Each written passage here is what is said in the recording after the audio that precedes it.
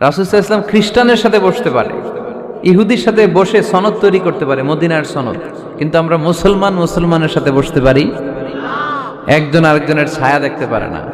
হিংসা, বিদ্বেষ, জেলাসি, অহংকার, ঠিক কিনা? লা ইয়াদখুলুল জান্নাতা মান কানা ফি কলবিহি হাববাতু খারদাল মিনাল কিবর, যার অন্তরে যাররা পরিমাণ অহংকার থাকে সে কোশ্চিনকালেও আল্লাহর জান্নাতে প্রবেশ করতে পারবে না। আমরা যেন এই অহংকার থেকে মুক্ত হতে পারি, আমরা যেন ব্রড মাইন্ডেড হতে পারি, আমরা যেন ভিন্ন মতের লোকদেরকে রেসপেক্ট করতে পারি, ভিন্ন মতকেও যেন আমরা সহ্য করতে পারি। আমাদের দেশে এত কাদা ছোড়াছুরি, এত মারামারি কেন জানেন? আমরা ভিন্ন মতকে দমন করতে চাই, ভিন্ন মতকে আমরা স্পেস দিতে চাই না, ফলেই এত ঠেলাঠেলি। এজন্য মতামত বিভিন্ন থাকবে। This is the beauty of Islam, unity in diversity, unity in diversity. ঐক্য হবে, বৈচিত্র্যের মাঝে আমাদেরকে ঐক্য খুঁজতে হবে। এক একজন এক এক চেহারা। এই তুমি কালা হইলা কেন, তুমি খাটো হইলা কেন, তুমি লম্বু কেন, এরকম বললে চলবে? এই মেয়ে তুমি বিএনপি করো কেন, তুমি জামাত ইসলাম করো কেন, সব আওয়ামী লীগ হয়ে যাও, বলা যাবে?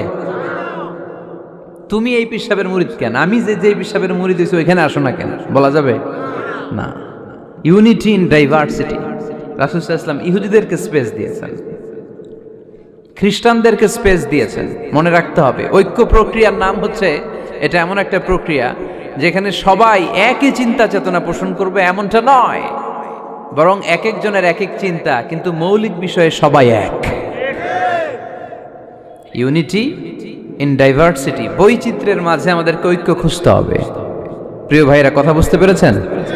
আপনারা কি জানেন যে আমরা ইবাদত করি মসজিদে, খ্রিস্টানরা ইবাদত করে কোথায়? গির্জায়, তাই না? গির্জাকে ইংরেজিতে কি বলে জানেন? চার্চ বলে। তো ইউরোপে এবং আমেরিকাতে যে গির্জাগুলো আছে, এই গির্জাগুলো তারা বিক্রি করতে শুরু করে দিয়েছে। এর কারণ, খ্রিস্টানরা তাদের গির্জাগুলোতে ইবাদত করতে যায় না।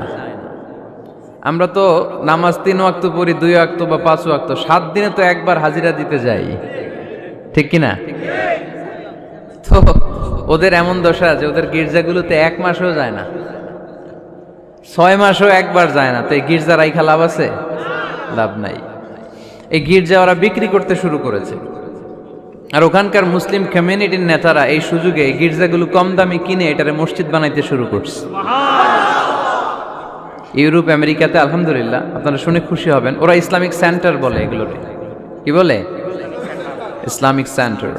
আমাদের এরকম ইসলামিক সেন্টার করা দরকার, যেখানে দার্স হবে, দার্স, রেগুলার দার্স হবে। এই যে তাফসির মাহফিলগুলো বছরে একবার, গত বছর আসছিলাম এখানে, আবার 1 বছর পরে দেখা, কি শিখলেন কি শিখলেন না, কি বুঝলেন না, আর জানা শোনার সুযোগ হয়েছে নাই। কিন্তু সেন্টার যদি হয়, ওখানে শিশু কিশোরদের আলাদা কোরআন শিক্ষার আসর, আমার বোনদের আলাদা শিক্ষার আসর, বয়স্কদের আলাদা কোরআন শিক্ষার আসর, তারপরে সেখানে হেজামা সেন্টার থাকবে, রুকিয়া সেন্টার থাকবে, তালিম, তাদরিস, তারবিয়াত, সব ব্যবস্থাপনা থাকবে। এজন্য সব জায়গায় এরকম সেন্টার থাকার দরকার আছে না নাই? যতদিন আমরা এই ইউনাইটেড থাকব, ততদিন আমাদের দিকে চোখ তুলে তাকাবার খবরদারি কারো থাকবে না।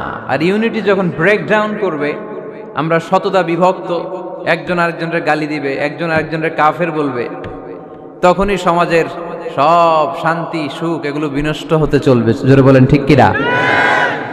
মুসলিম উম্মার মধ্যে এখন এই সমস্যা, ইউনিটি নাই। We don't have any central leadership, আমাদের কেন্দ্রীয় নেতৃত্ব নাই।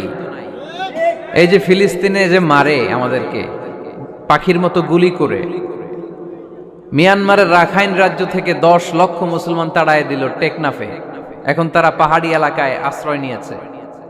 সিরিয়াতে মার খেয়ে গোটা বিশ্বে এরা ছড়িয়ে আছে। এই যে মুসলমানরা গোটা বিশ্বে মার খায়, আমাদের পক্ষে কথা বলার মতো আমাদের কোনো কেন্দ্রীয় লিডার আছে? সেন্ট্রাল লিডারশিপ নাই। আল খিলাফা আল ইসলামিয়া, ইসলামিক ক্যালিফেট, এটা নাই। এই সেন্ট্রাল লিডারশিপ না থাকার কারণে গোটা বিশ্বে আমরা নির্যাতিত, নিষ্পেষিত, আমাদের কোনো মা বাপ নাই। জোরে কোন ঠিক কিনা? এদিকে লাথি মারলে ওইদিকে যাই, ওদিকে লাথি মারলে এদিকে আসি।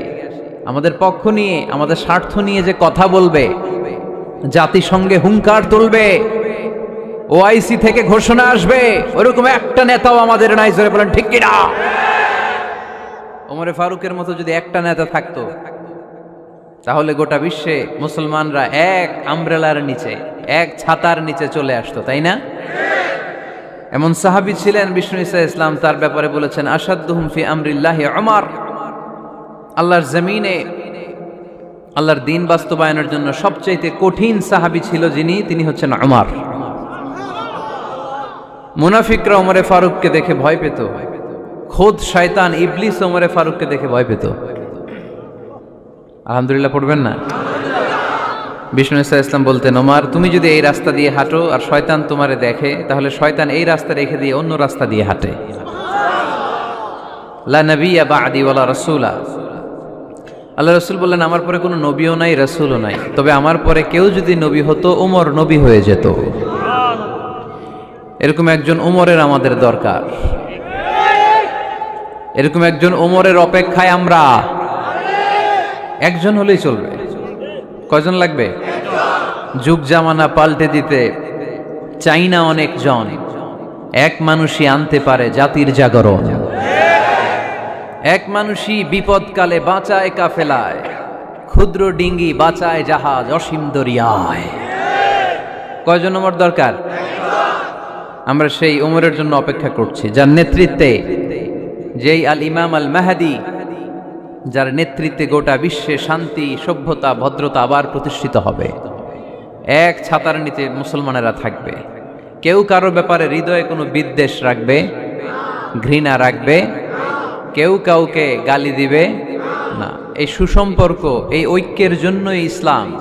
একসাথে উদখুলু ফিস সিলমি কাফা, পরিপূর্ণভাবে সবাই মিলে ইসলামের রশিকে আঁকড়ে ধরো, তাহলেই বরকত দিবে কে? ওমরে ফারুক বলতেন, নাহনু কওমুন আ'আজ্জানাল্লাহু বিল ইসলাম। আমরা তো এমন জাতি যে জাতিকে আল্লাহ তাআলা ইসলাম দিয়ে সম্মানিত করেছে।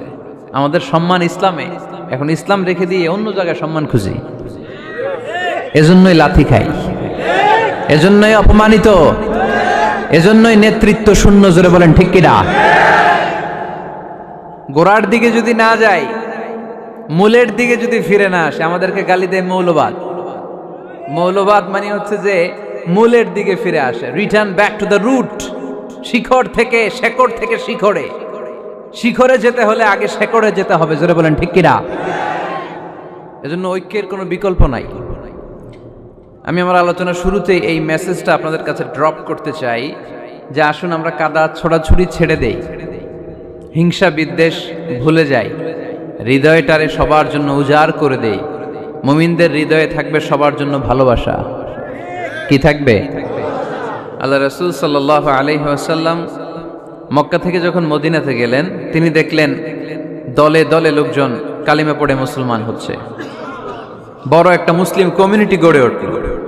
আল্লাহ রাসূল সাল্লাল্লাহু আলাইহি ওয়াসাল্লাম খেয়াল করে দেখলেন ওখানে শুধু মুসলিম কমিউনিটি নয়, ওখানে জিউস কমিউনিটি আছে, মানে ইহুদি কমিউনিটি। মদিনাতে ইহুদিরাও থাকতো। আবার খেয়াল করে দেখলেন আশেপাশে খ্রিস্টান কমিউনিটিও আছে। তাহলে মোট কয়টা কমিউনিটি হইল? রাসূল সাল্লাল্লাহু আলাইহি ওয়াসাল্লাম এই তিন দলকে নিয়ে একটা চার্টার করলেন, চার্টার। ইতিহাসে এটা মদিনা চার্টার নামে পরিচিত, মদিনা সনদ। সুবহানাল্লাহ পড়েন। তিন ধর্মের লোক, তিন জাতি একসাথে থাকে, আর আমরা এক বাঙালি এক দেশে থাকতে পারি না। এক দল আরেক দলরে বলে তুমি ভারতপন্থী, ওই দল আরেক দলরে বলে তুমি পাকিস্তানপন্থী। বাংলাদেশপন্থী কেউ হতে চায় না। আমরা কোন পন্থী? জোরে বলতে হবে। দেশের স্বার্থটারে সামনে নিয়ে আসতে হবে। তো সম্মানিত সুধী, রাসূল সাল্লাল্লাহু আলাইহি ওয়াসাল্লাম ইহুদিদের সাথে বসেছেন। মদিনা চার্টারে যদি তিন ধর্মের লোক থাকে, মানে Muslim community, Jews community and the Christian community যদি থাকে, তার মানে এই মদিনা সনদের মধ্যে স্বাক্ষর করেছিল তিন কমিউনিটির নেতারা। ইহুদিরাও ছিল, খ্রিস্টানরাও ছিল। তো আল্লাহ রাসূল সাল্লাল্লাহু আলাইহি ওয়াসাল্লাম ইহুদিদের সাথে বসেছেন, চুক্তি করেছেন 10 বছরের লম্বা সময়ের। খ্রিস্টানদের সাথে চুক্তি করেছেন। আপনারা কি ঐক্যের পক্ষে না বিপক্ষে? আমরা যেন ঐক্যবদ্ধ হতে পারি, আল্লাহ তুমি তৌফিক দান করো। আমরা যেন হিংসা বিদ্বেষ ভুলে যে ইসলামের কল্যাণে কাজ করতে পারি, তুমি তৌফিক দান করো। আরো জোরে পড়ি আমিন।